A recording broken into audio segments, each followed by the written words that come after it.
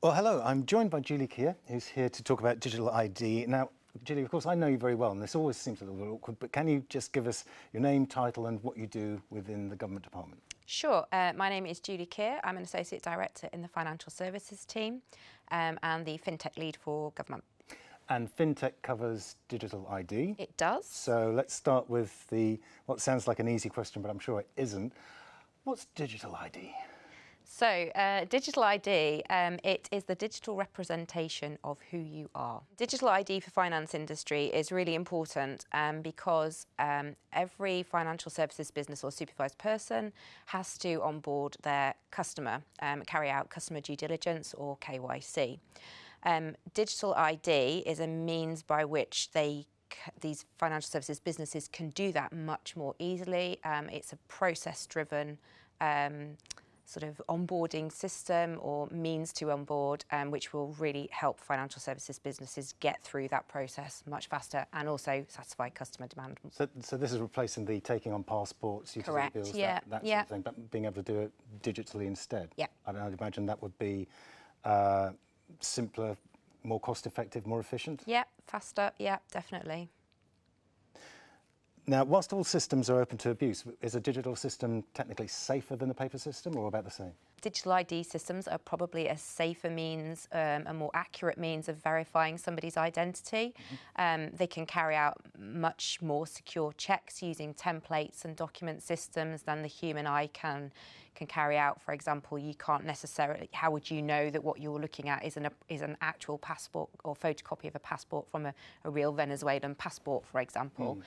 Whereas the digital ID systems, they're mapped into templates that governments provide, so you know you're matching a document against an actual real template. Yes. So they should theoretically reduce fraud and abuse of the system. Yes, because it's about having the confidence in knowing that who you're dealing with is who they say they are, Correct, that their background is there, and that you know the relevant facts about them. Yeah. Without getting too much into the AML, CFT, CPF realm, because I know that we have Moneyval on the horizon, but that is something that plays very much into what the Moneyval will be looking at for us. Yes, indeed, yeah.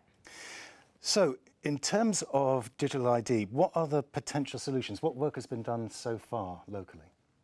Are you talking about what work have we done within government, or are you talking about sort of digital ID providers or adopters? I think let's start with what government's done so far. Okay, so so far we have carried out 2 consultations.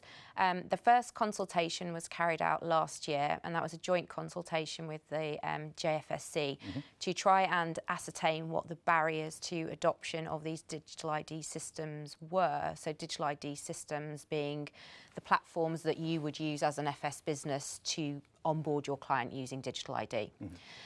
So we tried to identify what the maturity levels in the market were, if there were barriers, what those barriers were, and what solutions we could potentially provide to remove those barriers. That's both jointly, with government and the JFSC working together to try and remove the friction that was there. Sure. So that's the first consultation that we did. That came out, I think it was summer last year. We had a response paper that was produced back in autumn last year. Again, a joint sort of consultation paper, response paper with the JFSC. And then earlier this year, as part of follow-on from that consultation, we carried out another consultation, this time just government consultation, on proposed amends to the money laundering order to try and address some of the issues that came out of the consultation at the back end of last year. Okay. So what are the conclusions of those consults? So the conclusions of those consultations, ultimately, there were quite a few that came out of the initial consultation last year, but ultimately, really sort of to a nub, it was that industry felt it had lack of clarity to assess what was required of them if they were going to adopt one of these digital ID systems. How would they know what good looks like? How would they know that that was the right system for their business? What would satisfy regulators? So that was really what we needed to try and address to move the dial. Because I suppose that one of the difficulties is that there's not one global system that everybody agrees is the correct digital ID. So we can't just say, this is the standard for everybody who uses it, use that. Because, I mean, that would be nice if you could do that. But in failing that, what's the process of finding out whether or not, finding out what good does look like? Yeah, so it's not easy, and unless you carry out your own market assessment, I think, of what the US is using, what Canada's using, what the EU is using, what the UK is using, and almost map all of those together, how do you know that what you're using is going to be appropriate for every single jurisdiction that you're working within?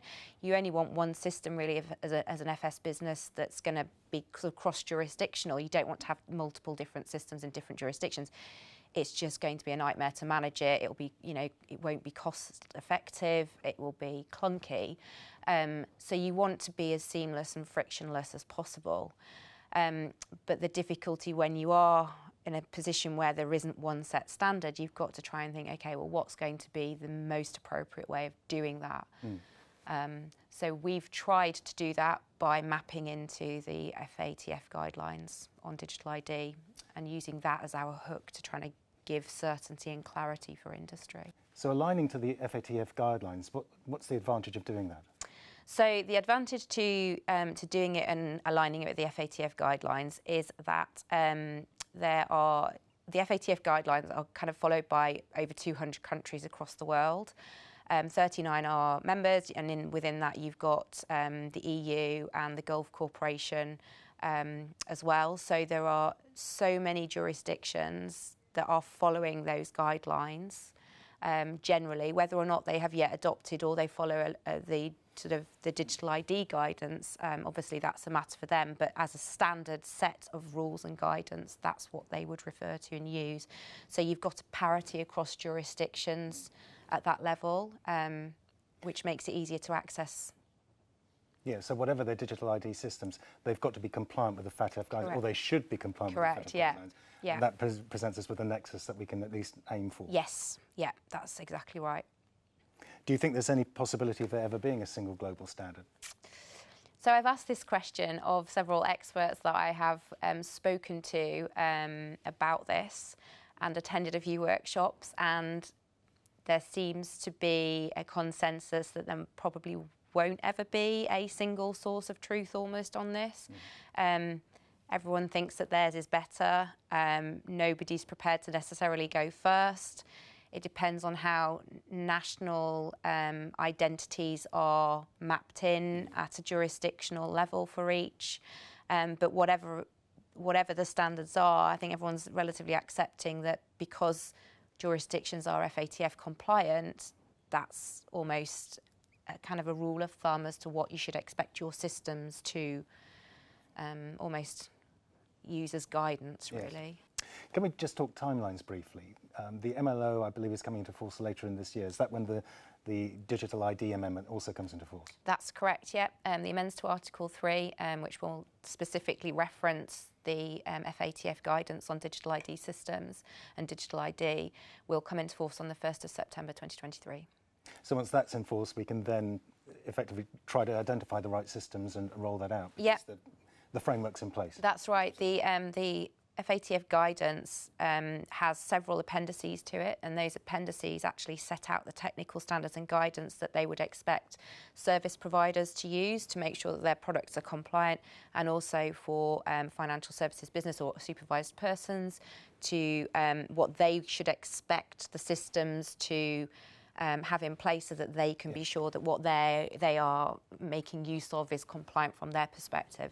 It also has guidance there for regulators and governments in terms of what they think they should be doing in terms to facilitate and make sure that that the technical standards and guidance is being followed, what's acceptable, what's not acceptable. So it's a great tool that's already there that we can make use of.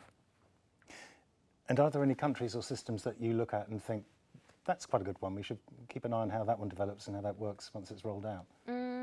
That's a good question.